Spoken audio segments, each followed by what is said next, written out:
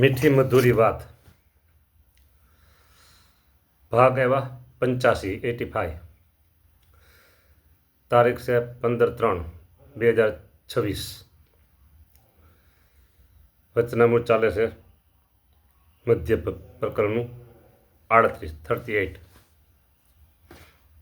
સંસારી જીવ છે તેને તો કોઈ ધન દેનારો મળે કે દીકરો દેનારો મળે તો ત્યાં તરત પ્રતીતિ આવે અને ભગવાનના ભક્ત હોય તેને તો સાંભળજો, ભગવાનના ભક્ત હોય તેને તો જંત્ર મંત્ર નાટક ચેટકમાં ક્યાંય પ્રતીતિ આવે જ નહીં. અને જે હરિભક્ત હોય ને જંત્ર મંત્રમાં પ્રતીતિ કરે તે સત્સંગી હોય તો પણ અડધો વિમુખ જાણવો.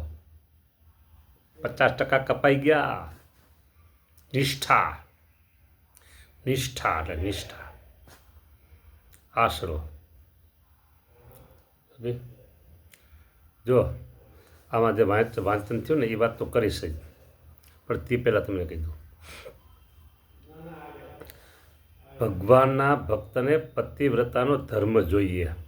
સામે ભગવાન બોલ્યા છે ભગવાનના ભક્તને ભગવાનને વિશે પતિવ્રતાનો ધર્મ જોઈએ.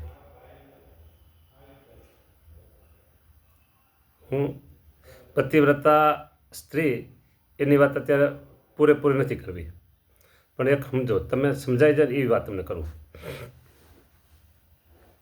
સજ્જન ખાનદાન કુટુંબ છે, સજ્જન અને ખાનદાન કુટુંબ છે, અને છોકરા બધા સંસ્કારી છે, દીકરા દીકરી બધાય, બરાબર. અને દીકરા 4 દીકરીઓ 4. અરે આ વાત છે 50 વર્ષ પહેલાંની, એટલે 4 સંતાન હોય. અત્યારે હોય તો 1 ને 2. 4 દીકરાના લગ્ન થઈ ગયા છે અને 4 દીકરીઓના પણ લગ્ન થઈ એ પોતપોતાને સાસરે ગયા છે, બરાબર. આ ખાનદાન કુટુંબ છે, આબરૂદાર કુટુંબ છે, બરાબર. સંસ્કારી કુટુંબ છે. હા, એના દીકરા, તેની વહુ, પત્નીઓ બીજા કોઈને વિશે મન લલચાય ખરું? બીજા અન્ય પુરુષ લલચાય ખરું? તમે જ કહો. સંસ્કારી કુટુંબ છે, સદ્ધર છે, આબરૂદાર છે, ખાનદાન છે. સંકલ્પ જ ન થાય કોઈને. એમની જે 4 દીકરાની વહુ, એમને સંકલ્પ જ ન થાય. કુટુંબ એવું છે. પતિવ્રતાની વાત તો જ આગી રહી ગઈ. આ તો સંસ્કારી કુટુંબની વાત થઈ, બરાબર. કોણ કુટુંબ છે, કોણ આ છે, ક્યાં ગામનું છે, એ આમાં નથી. આ તો ખાલી દ્રષ્ટાંત બધી વાત મેં તમને કરી આવી રીતે.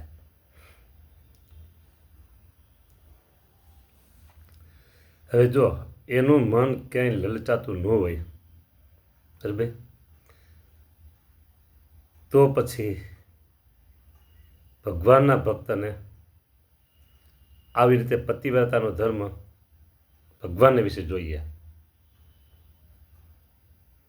એનું મન કે લલચાતું નથી, અને ભગવાનના ભક્ત હોય ભગવાનને મૂકી અને અન્યત્ર નિષ્ઠા આવે, આસ્થા આવે,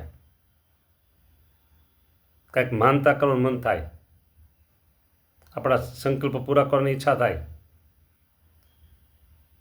બરાબર.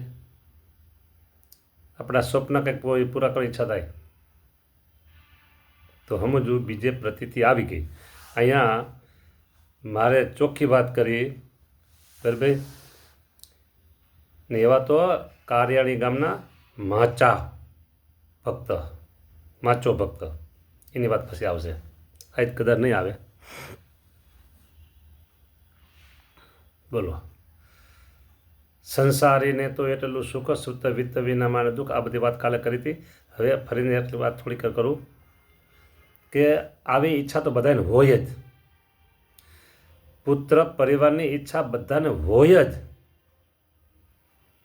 બરાબર. હવે એ ઈચ્છા હોય અને પૂરી ન થતી હોય તો પૂરી કરવા માટે કાંઈક કરવું પડે. તો એનો તમને ઇઝી વે બતાવું, ભગવાનને કેન્દ્રમાં રાખીને કરાય.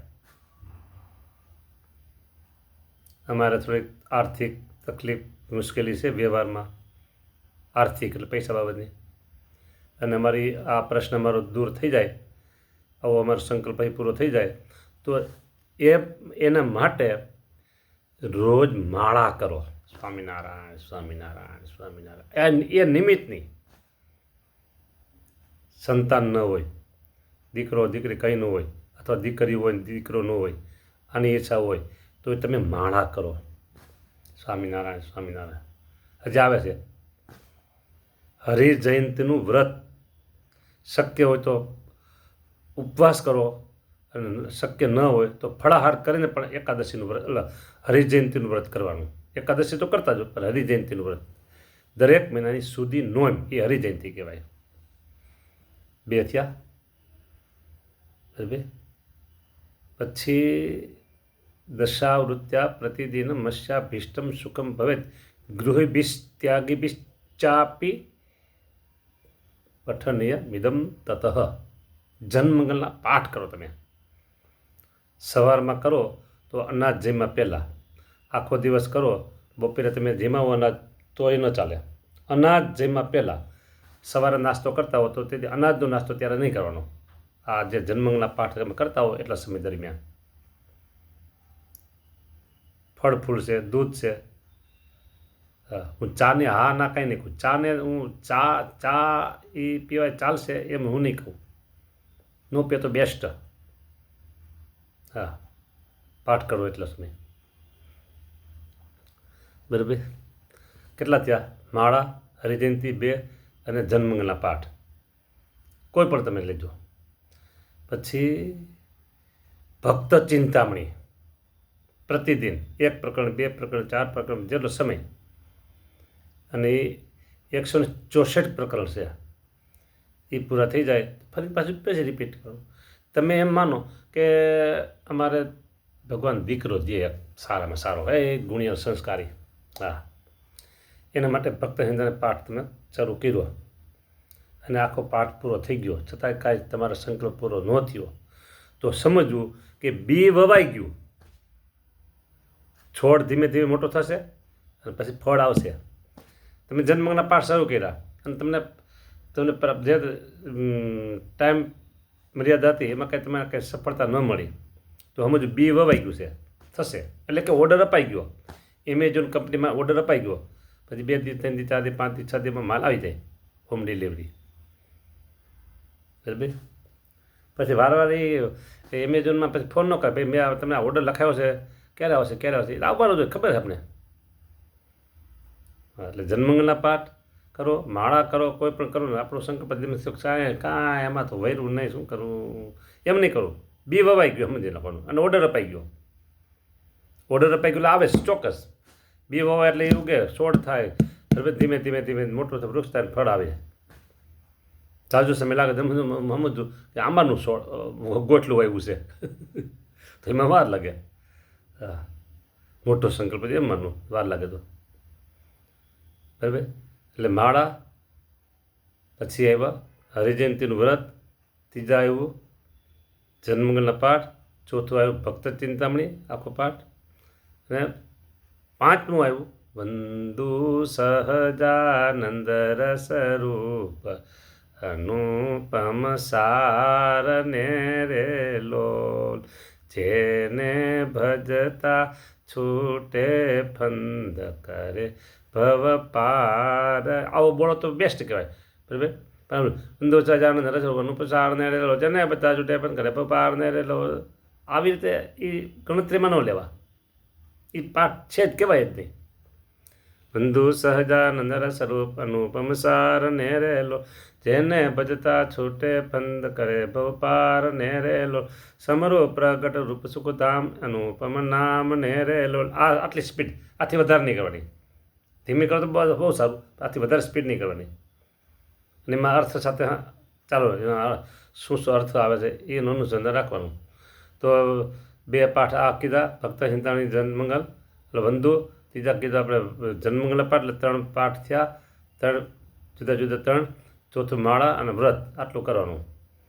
અને તમારો સંકલ્પ સિદ્ધ થાય ન થયો આટલું કર્યું તો સમજો બી વવાઈ ગયું છે, ફળ થશે, ઓર્ડર અપાઈ ગયો છે, તો માલ આવશે, એવી રીતે રાહ જોવાની, કાર્ય આપણે ચાલુ રાખવાનું. બરાબર. પણ આ નાટક ચેટકમાં બીજે ત્રીજે કંઈ પ્રતીતિ આવવા દેવાની નહીં. દોરા મંત્ર આ છે, ધાગા દોરા ધાગા કરવા, મંત્ર કરવા, ઓલું કરે, કાને દોરા બાંધે, આમ કરે તે કરે. આપણે ગળામાં કંઠી સરસ મજાની છે, આ ભગવાન સ્વામિનારાયણ આપેલી છે. આથી બીજું રક્ષાસૂત્ર જોઈ કયું બીજું મસ્ત કંઠી છે ને, મસ્ત કંઠી છે.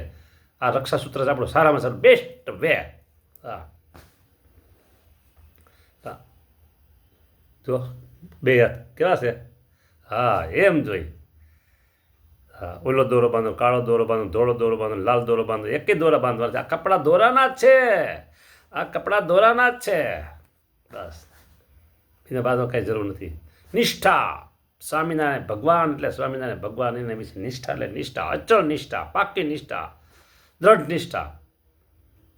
હા આપણું એ સારું કરશે કરશે કરશે કરશે 100% વિશ્વાસ. ધીરજ જોઈ. ધીરજ સમ નહીં ધન રે સંતો, ધીરજ સમ. હા એ માનું મારી પાસે ધન, ધીરજ રૂપી ધન મારી પાસે બહુ મોટું ધન છે. આ બધા મેં ઉપાય તને બતાવ્યા ને, એ આર્થિક વ્યવહાર સુધારવાનો હોય, અથવા પુત્ર સંતાનને કંઈ પ્રાપ્તિ હોય, બરાબર, એ અથવા કોઈ રોગ આદિ આપતકાળ હોય, દુઃખ હોય શરીરમાં કે રોગ હોય કાંઈ, કોઈ પણ તમારા શુભ સંકલ્પ, તમારા જીવનમાં કોઈ પણ આવતી તકલીફો દૂર કરવા માટે આ તમને બેસ્ટ વે બતાવ્યા. લ્યો બરાબર. અને તમારી પાસે આર્થિક સદ્ધરતા સારી હોય અને તમારું અન્ય કામ કોઈ અટકું હોય તો ભૂદેવને પણ તમે પૈસા આપી, તમને લાગે કે એક ભૂદેવને આપણે આટલા રૂપિયા આપીએ તો આખો દી આટલા પાઠ કરે. હા એને કે 200 માળા ફેરવવાની. કેટલી માળા? 200 માળા. તને રોજના આટલું દાડી મળશે, પછી અઠવાડિયાના આટલા, મહિના 15 દિન આટલા, મહિનાના આટલા, એમ બ્રાહ્મણને તમે એની પાસે પાઠ કરાવી શકો. હા બરાબર. પણ અહીંયા કીધું કે સંસારી જીવ છે તેને તો કોઈ ધન દેનારો મળે કે દીકરો દેનારો મળે તો ત્યાં તરત પ્રતીતિ આવે, પણ આપણે પ્રતીતિ લાવવી નથી. સારું લ્યો. જય સ્વામિનારાયણ.